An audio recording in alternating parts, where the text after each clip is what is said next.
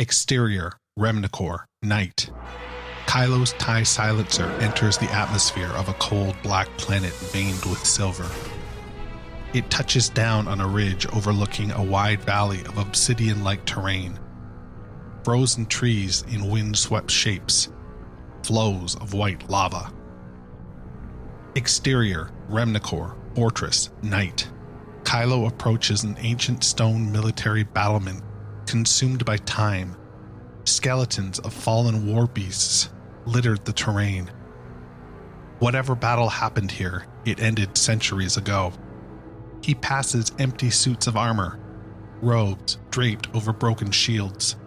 Flags flutter in the wind. A Sith helmet on the ground, skull visible within. A reminder that while the Jedi live on, the Sith become dust. His tracking beacon flashes a single red dot.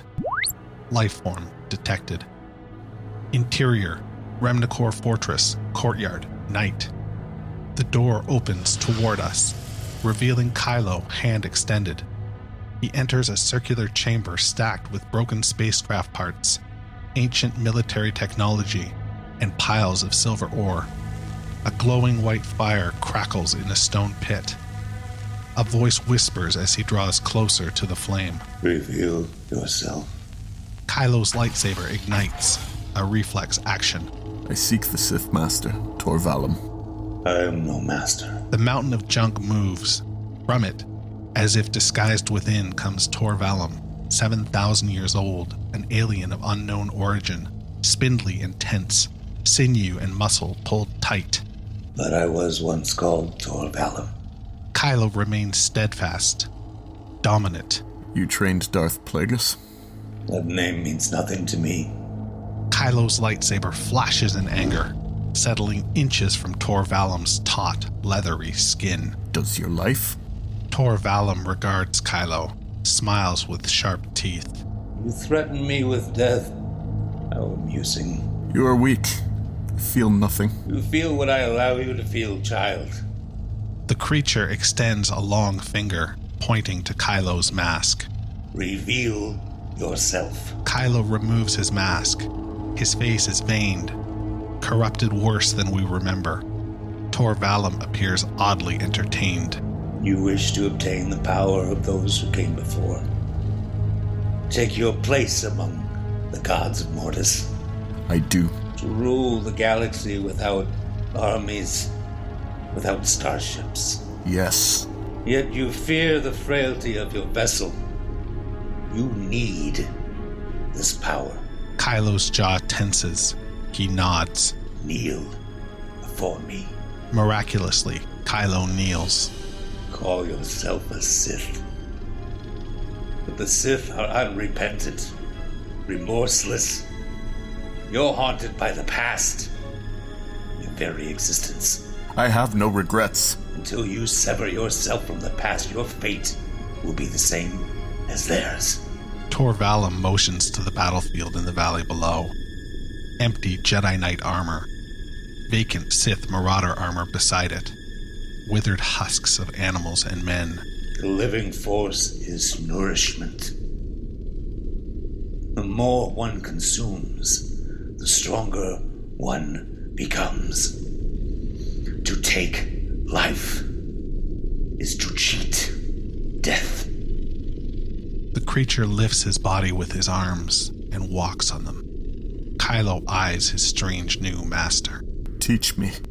Exterior, Bonadan, sunset. The Falcon descends into a valley of cylindrical mountains, rising over water spotted with junk boats.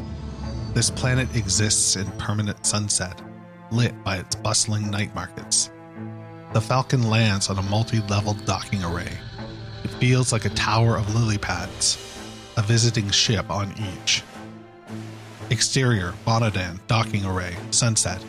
Poe argues with two stumpy Langlols, Oak and Sako, at the base of the Millennium Falcon's ramp. I know it's a Corellian light freighter, but you're going to say it's a Prador cruiser in the registry. That's why I winked at you when I gave you the money. Do you understand what's going on here? Oak and Sako chatter in their alien language, voices rising. Okay, which one of you is in charge? Because you're both the size of children where I come from. Rey exits the Falcon. Poe stops her. Whoa, you can't go out like that. You look like a Jedi. What's that supposed to mean? Just tone it down a little. Chewie, will you straighten these guys out? Chewbacca takes over negotiations with the Langlols. The landing pads rotate and descend, lowering the Falcon's platform to water level. An elegant and fluid system. Poe leads Rey toward a toothless merchant selling jewelry and sari-like robes. How much for this one? Rey takes out her credits. The merchant shakes her head, closes Rey's hands around the money. Thank you. Chewbacca has one of the Langlols lifted off the ground, using him as a bargaining chip against the other. Chewie, negotiate. Persuade. Quietly. Chewie shakes his head and whines. I am. Exterior, Bonadan Night Market. Sunset. Rey and Poe step off a junk boat ferry into the sensory overload of lights, smells, and tastes. Aliens and humans haggle over prices of artisan crafts and live animals. Packs of teenagers eat bizarre street foods from market stalls. Kids laugh at buskers and street performers. A freak show hawker beckons them to a curtained booth.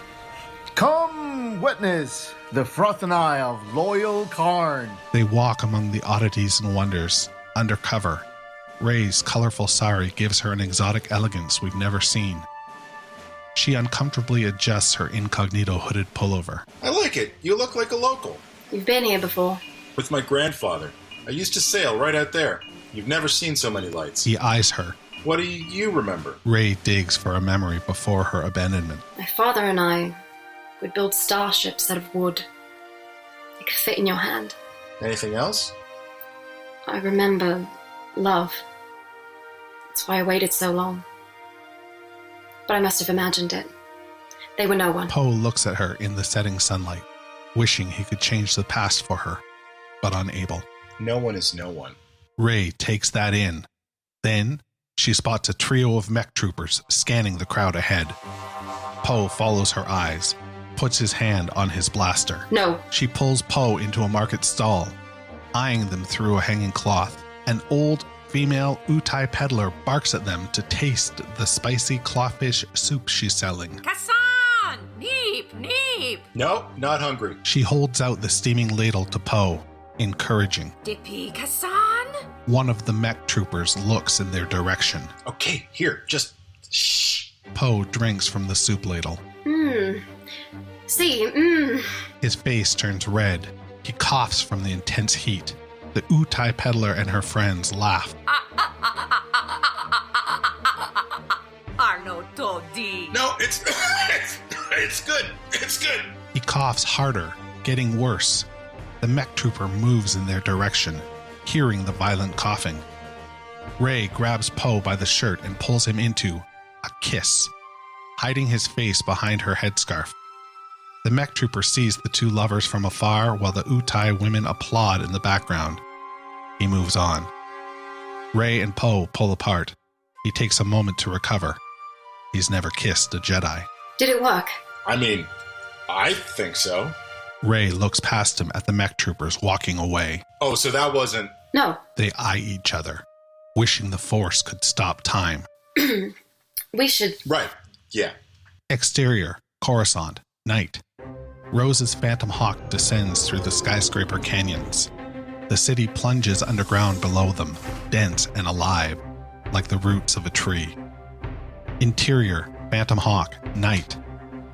Finn and Rose observe through the cockpit panel. So many people living underground. Rich folks don't spend much time thinking about what they're standing on. Finn eyes the darkened Jedi Temple in the distance. That's it. Drop our 2 and 3PO at street level. I'm afraid all my knowledge of Coruscant is limited to the upper levels. Elitist? Where do you even learn these words? Interior, Bonadan, Navigator's Den. A circular room draped with colorful silks. Devoted followers sit around the edges, smoking all manner of pipes and vaporizer devices. An electro-harpist plays ethereal music. Nomi, a tiny alien child who appears no older than 5, sits on a pillow at the center of a floor made of marbles. She consults quietly with an alien couple on the brink of divorce. They cry, touching foreheads. Rey and Poe enter through hanging beads. Easy on the details. She doesn't have to know who or why, just what. Nomi senses Rey and smiles past the couple in front of her. A Jedi. The last. All eyes turn to Poe and Rey. Or this, we could do it this way. Nomi nods to the couple before her, touching their chests. Go. Come, sit. The Jedi and the man. Conspiratorial asides in the gallery. Rey and Poe walk barefoot over marbles fitted onto the stone floor. You seek a place. A planet. Mortis is the place. Yes, I saw it in The mouth of the Jedi stops, and the mind makes the picture. The Force fills the Jedi and reveals the destination. Poe nods encouragingly. Rey closes her eyes and breathes. The tiny marbles in the floor rise into the air, taking the three-dimensional shape of the galaxy all around them. The destination is very old. The first to know the Force. The first where the good was done. And the evil, too. Rey opens her eyes, surrounded by floating marbles. Which one? The destination lies within. Look, we're in a hurry. The man will not speak. The marbles swirl above Rey, a galaxy around her. The eyes close. Only the Jedi knows the path. Nomi's voice grows distant as Rey falls deep into meditation. Flash 2, Mortis. Snow on the peak. Autumn leaves in the valley below. There the two will meet, drawn together by the Force. The temple. 2 thrones in the rock. A well of light, pulsing from deep within the mountains below. The dark side and the light. A cloaked figure, standing before Rey, his mask unmistakable. There she will make her sacrifice. The flash of a red lightsaber, jarring, violent, as Kylo Ren strikes Rey down. Rey snaps out of her vision. Wait, what? A flat black oval stone at the center of the marble array falls from orbit into Nomi's palm. What do you mean sacrifice? She hands it to a rabbit-sized astro scrivener, Jeb, seated at a tiny easel.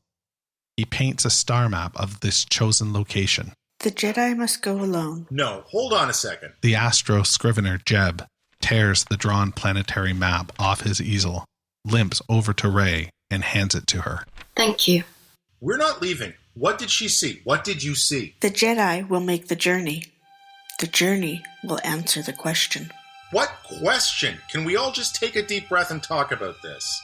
Rey stops at the door and turns to Nomi. Is there another path? Nomi looks at Rey with wide, unreadable eyes. There is always another path. Exterior, Coruscant, night. The Phantom Hawk rises from the streets, leaving R2 and C-3PO behind. The ship ascends on the darkened roof of a skyscraper in skeletal stage, lights off. Interior, abandoned skyscraper, night. An unfinished floor, beams and girders only. Rose and Finn open a case, fold out their grappling cannon. Thunk, thunk. Rose bolts the gun into the concrete floor. Finn attaches a sniper scope to the muzzle of the cannon, aims at the top of the Jedi Temple spire, a quarter-mile away. Ready? The grappling cannon fires, sticks. They harness in. You don't have a fear of heights, do you? It's not the height I'm afraid of, but hitting ground. So you'll be fine if we don't fall. They unlatch and zipline 1,000 feet above the city. Interior, Jedi Temple spire, night. Finn and Rose crash through the shattered window and unbuckle. The chamber is barely recognizable, long forgotten. Finn speaks into his comm. R2, you have that message ready? Exterior, Jedi Temple courtyard, night. R2-D2 beeps, leading C-3PO through the decrepit courtyard at the base of the temple, a sad reminder of a better time. This doesn't look like the Jedi Temple to me. They move past oil drum fires and covetous looks from the city dwellers, the poorest of the poor. What do you mean mean I stand out? Gold is not ostentatious. Leave the vocabulary to me, you glorified mechanic. A vagabond alien steps in front of 3PO. Several others appear from behind, rubbing their hands across his wares. Excuse me. Oh my. A strobe light blinds them. Get away from that droid. The dwellers scatter. The strobe shuts off, revealing the light and audio recording came from R2-D2. Thank goodness. Don't ever leave me again. R2-D2 leads them through a crumbled wall inside the temple, revealing the grand entrance hall. Gothic arched ceilings over a massive kyber crystal mounted like a holy sculpture. Interior, Jedi Temple spire, night. Rose and Finn run their fingers along the smooth walls. Rose finds a pyramid-shaped socket. Found one. Finn finds another, identical panel across the room. He unwraps a pair of crystals. He throws one in Rose's direction. No! She catches it. 5,000-year-old kyber crystal. Very rare. You hand it to me. Sorry. They insert their crystals into the sockets. Ready? 3, 2... Click. The spire rumbles. The floor opens.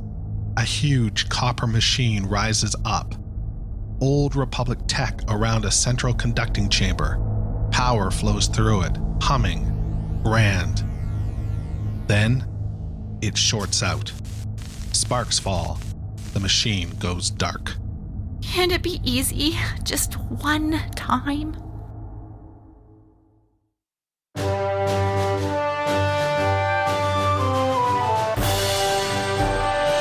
Duel of the Fates.